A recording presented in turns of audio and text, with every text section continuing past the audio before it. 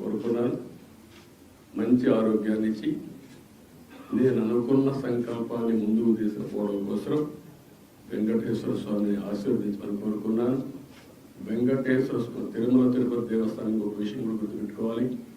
తిరుమల ఒక పవిత్రమైన దివ్యక్షేత్రం. ఈ పవిత్రమైన దివ్యక్షేత్రాన్ని అపవిత్రం చేయడం భావ్యం కాదు. తెల్లవారుజామున 3 గంటలకు సుప్రభాత దర్శనానికి వస్తే వైకుంఠం అంటే మనకు తెలియదు, పుస్తకాలను చదువుతాం. వైకుంఠానికి పోవాలని కోరుకుంటాం చనిపోయిన తర్వాత. ఆ సమయంలో ఇక్కడికి వచ్చి వెంకటేశ్వర స్వామి దర్శనం చేసుకుంటే వైకుంఠంలో ఉన్న అనుభూతి కలుగుతుంది. నేను ఎన్నోసార్లు ఫీల్ అయ్యాను, ఇప్పుడు కూడా ఫీల్ అవుతున్నాను. అందుకే నేను ఇక్కడికి వచ్చినప్పుడు అన్ని విషయాలు మర్చిపోయి ఒక పవిత్రమైన భావంతో పోవాలి. ఒకే స్లోగన్ ఉండాలి. ఏడుకొండలవాడ వెంకటరమణ గోవింద గోవింద తప్ప, ఓం నమో వెంకటేశాయ తప్ప వేరే స్లోగనే ఉండకూడదు, వేరే వ్యక్తి జ్ఞాపకం రాకూడదు. ఆ పేరుతోనే మొత్తం ప్రక్షాళన చేస్తాం. మళ్ళీ భారతదేశం కాకుండా ప్రపంచం మొత్తం అభినందించే విధంగా ఈ టీజీటీని తీర్చిదిద్దామని తెలియజేసుకుంటూ, మరొకసారి మీ సమస్యలు మళ్ళా సమయం వస్తుంది, నేను ఎప్పటికీ కూడా మాట్లాడతా అన్ని విషయాలు. ఎందుకంటే మళ్ళా నేను లైట్ కూడా క్యాచ్ చేస్తున్నది. Just a couple of questions. Sir, ప్రక్షాళన టీటీడీ నుంచి ప్రారంభమవుతున్నారు. టీడీపీ గవర్నమెంట్ వచ్చింది స్టేట్ లో, బట్ టీటీడీలో కనిష్ఠితి. The chairman has resigned, board has resigned, EO has gone on leave. Can we expect a rejig of complete TTD? No, what I am saying is only one day. Now matter is moving.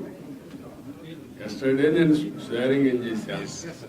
Venkateswara స్వామిని దర్శనం చేసుకున్న తర్వాత ఆయన ఆశీస్సులతో పని ప్రారంభించాలనుకున్నాను. వచ్చాను, ఆ సంకల్పం ఇక్కడ చెప్పాను. ఇక్కడి నుంచి ఎక్కడ ఏ విధంగా పనులు చేస్తాం మీరే చూస్తారు. అవన్నీ సాయంత్రం పెట్టినప్పుడు మీకు తెలుస్తారు.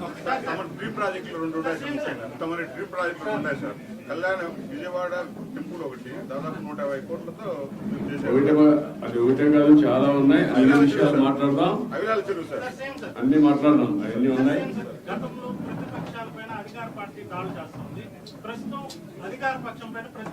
మాట చెప్తారంటావా? అవన్నీ వెంకటేశ్వర స్వామి టెంపుల్లో మాట్లాడడం కరెక్ట్ కాదు. మీరేమంటున్నారంటే ఇదే మీలో కూడా ఇంకా మైండ్ మారాలి. కొంతమంది దొంగలే దొంగ దొంగ అనేసి అటెన్షన్ డైవర్ట్ చేయాలనుకుంటారు. అలాంటి వారికి నేను సమాధానం చెప్పాలి. పరిపాలన అంటే ఏంటంటే చేసి చూపించిన వాడిని, ముఠా నాయకులు అణిచి వేసిన వాడిని, సంఘ విద్రోహ శక్తులు అణిచి వేసిన వాడిని, రౌడీ అనేవాళ్ళు లేకుండా చేసిన వాడిని, కమ్యూనల్ వైలెన్స్ కంట్రోల్ చేశాను. తీవ్రవాదుల మీద పోరాడితే నేనే ప్రాణాన్ని ఇచ్చుకున్నాను. అదే మరి రాజకీయ ముసుగులో నేరస్తులను కనిపించాలి. ఆ విషయం గుర్తుపెట్టుకోండి.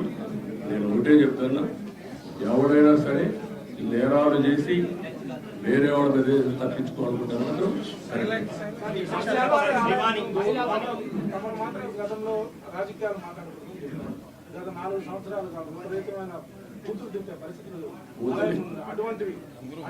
ఒకటే కాదమ్మా. నేను కూడా ఇక్కడికి వచ్చినప్పుడు ఓట్లు అడగడానికి కూడా వీలు లేని పరిస్థితి. ఏది ఎలక్షన్ అప్పుడు కడవప్పుడు నేను ఎప్పుడు రాజకీయం చేయలేదు. అలాంటివన్నీ చూసాం. అది ఒక పీడకలగా మిగిలిపోవాలని కోరుకుంటున్నాను. మీరు మాట్లాడిగారు కాబట్టి చెప్పాను. నేను అది కూడా చెప్పదలుచుకోలేదు. ఇక్కడ ఎవరైనా సరే నేరస్తులు నేరం వేరే వాళ్ళపైన వేయడానికి ముందుగానే ఎల్బీ క్రియేట్ చేయడం, అలాంటి మాత్రం నా దగ్గర జరగవు. Be clear. ఎవడైనా సరే నేరస్తుల్ని నేరస్తులుగానే చూస్తా. రాజకీయ ముసుగులో కూడా వీళ్ళు నేరాలు చేయాలని మాత్రం కుదరదు. కమర్షియలైజ్ చేసే కదమ్మా, కమర్షియలైజ్ చేశారు. వెంకటేశ్వర స్వామి టెంపుల్కి వస్తానే కొండెక్కతానే ఏం కనపడాలి మీకు? పవిత్రమైన భావం రావాలి. ఈ పవిత్రమైన భావం రావాలంటే ఇక్కడ అడుగడుగున ఆ పవిత్రమైన భావం రావాలంటే ఆ మూమెంట్ కనపడాలి. క్లీన్గా ఉండాలి, భోజనం కూడా ప్రసాదం కూడా నీట్గా ఉండాలి, విపరీతమైన రేట్లు పెంచకూడదు.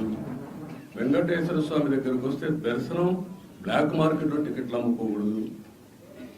ఒకప్పుడు మీరు గుర్తుపెట్టుకోవాలి, నేను ఇక్కడికి వస్తే ఎంత క్లీన్గా పరిశుభ్రాలు ఉండేటో చూశాను. నేను కొండపైన పెద్ద ఎత్తున గ్రీనరీ పెట్టి, పెద్ద ఎత్తున ఔషధాల ప్లాంట్స్ అన్ని పెట్టి ఇక్కడికి వస్తే లైఫ్ పెరగాలని ఆలోచించాను. అలాంటివన్నీ కూడా మీరు గుర్తుపెట్టుకోవాల్సింది. ఒక దివ్య క్షేత్రం చేయాలంటే ఆల్ ఆస్పెక్ట్స్లో కాన్సన్ట్రేట్ చేయాలి. అదే చేశాం. ఇక్కడ ఒక దాన్ని ఏమన్నా నాకు అర్థం కాదు, కానీ ఒక వరస్ట్ ప్లేస్గా తయారు చేయాలంటే ఏ విధంగా తయారు చేయాలో అన్ని తయారు చేశారు. ఎవరెన్ని మాట్లాడిన లెక్కలేతనం వచ్చింది. గంజాయి, అన్ని మత ప్రచారం, లేకపోతే లిక్కర్, నాన్ వెజిటేరియన్, విచ్చలబెళ్ళితనం, ఇష్టానుసారంగా వీళ్ళ యొక్క పైరులకు కేంద్రంగా తయారైపోయింది. వెంకటేశ్వర స్వామిని ఊరూరు తిప్పేశారు. మీరు గుర్తుపెట్టుకోవాలి, దేశంలో ప్రతి ఒక్కరికి ఒక ఆలోచన ఉంటుంది. ఆలోచన ఏంటి? వెంకటేశ్వర స్వామి అంటే ఒక పవిత్రమైన భావం, దేవుని కృప కావాలి. అలాంటిది పెళ్ళిళ్ళు జరిగినా, పేరెంటాలు జరిగినా వెంకటేశ్వర స్వామి తీసుకుపోయి వైరల్ చేసుకోవడం ఏంటంటే ఇది విన్నారా ఎప్పుడన్నా? What is this? అంటే వెంకటేశ్వర స్వామిని మీ స్వార్థం కోసం అమ్మతారా? ఇష్టానుసారంగా పదవులు ఇచ్చుకుంటారా? మీరు పదవులు ఇచ్చేది ఎందుకు? ఆ పదవి ఇచ్చి ఆ పదవి ద్వారా మీ యొక్క కోర్టు కేసులు లేకుంటే మీ పనులు చేసుకోవడానికి ఎక్కడికి పోయారు మీరు? ఏమయ్యారు మీరు?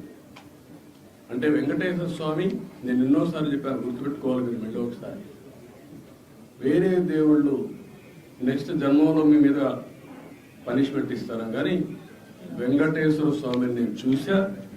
ఎవరైనా వెంకటేశ్వర స్వామికి అపచారం చేసిన వారు, తలపెట్టిన వారు ఈ జన్మలోనే పనిష్మెంట్ తీసుకున్నారు. మీరు తిరుపతిలో కూడా చాలా ఇన్సిడెంట్ ఒకసారి లెక్కేసుకోండి. ఎవరైనా సరే, ఉద్యోగస్తులు కానీ బయట వాళ్ళు కానీ ఎవరైనా సరే దేవుడికి అపచారం చేసిన ప్రతి ఒక్కరూ శిక్ష అనుభవించారు. ఈ విషయాలు మీరు గుర్తుపెట్టుకోవాల్సిన అవసరం కేంద్రం చేశారు. ఎర్రచందనాన్ని కూడా నేను గోడలు కూడా పెట్టాను, మీరు చూసుంటారు. గోడలు కూడా ఎర్రపోతా ఉంది. ఎర్రచందనం స్మగ్లర్కే సీట్ ఇస్తే ఏం మాట్లాడతారు? చట్టాలు కూడా ఒక చేతులకు అప్పచెప్పేస్తున్నారు. చాలా ఉన్నాయండి, ఒకటి మాట్లాడడం కాదు, చాలా ప్రక్షాళన చేయాలి. ఇంకా వీళ్ళు డబ్బులు, రౌడీజం, దీంతోనే రాజకీయం చేయాలనుకుంటే ఏమీ జరగదు.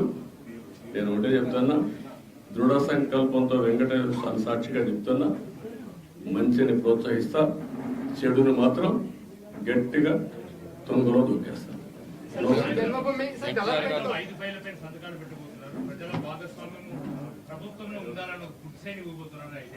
చెప్తారు కదా, అన్ని చూస్తారు కదా, మీరు అన్ని చెప్పాల్సిన భోంచే ముందు రుచి ఎందుకు కాదు. నేను ఒకటే చెప్పా, 1.0 చూశారు, 2.0 చూశారు, 3.0 చూశారు, 4.0 వచ్చాను. ఇప్పుడు మీరు చూడబోతారు. ఇప్పుడు అందుకే అందరికి అప్పీల్ చేస్తున్న, ఆఫీసర్లు కూడా, ఎంప్లాయీస్ కూడా అప్పీల్ చేస్తున్నా, రాజకీయ కార్యకర్తలకు అప్పీల్ చేస్తున్నా. నష్టపోయాం, ఈ నష్టాన్ని రికవర్ చేసుకోవాలి. అందరూ కూడా కలిసి పనిచేద్దాం, ముందుకెళ్దాం. Thank you.